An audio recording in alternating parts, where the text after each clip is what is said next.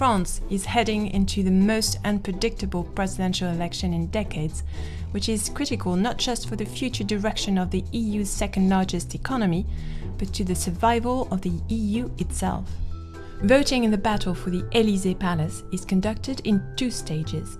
The first round is open to any candidate who is able to get 500 signatures of support from elected officials, such as mayors.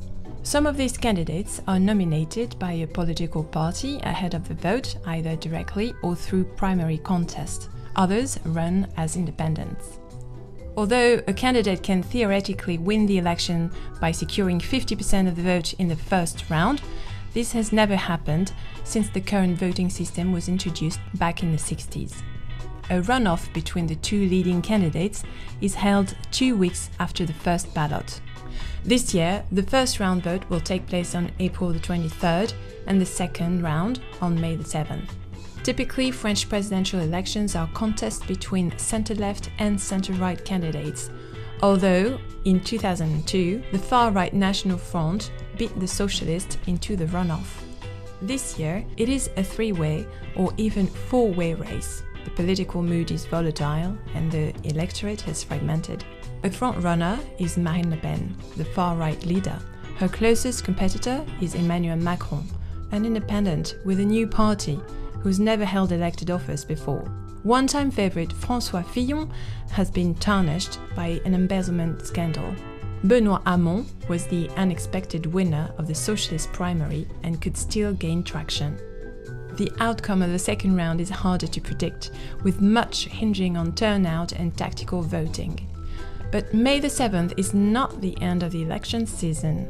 French voters will go to the polls again on June the 11th and 18th, this time to elect the members of the National Assembly, the lower house of the French Parliament. Voters from each of France's 577 constituencies will pick their local representative, known as a député, to a seat in the House.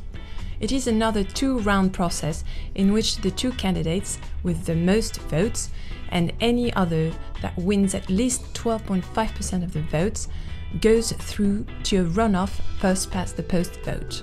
Once the legislative elections are over, the president must then appoint a prime minister to form a government that can command a majority in the assembly. In the past, presidents were forced to run France with governments from other political parties. To avoid this recurring, presidential terms were reduced from 7 to 5 years and parliamentary and presidential election cycles synchronized. But it may happen again. The National Front might struggle to win a parliamentary majority, as might Mr. Macron's new party.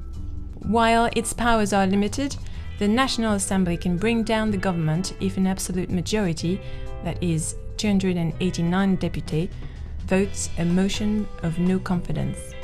With this year's presidential election promising to be such a tightly fought battle, pushback from the Assembly against a future president cannot be ruled out.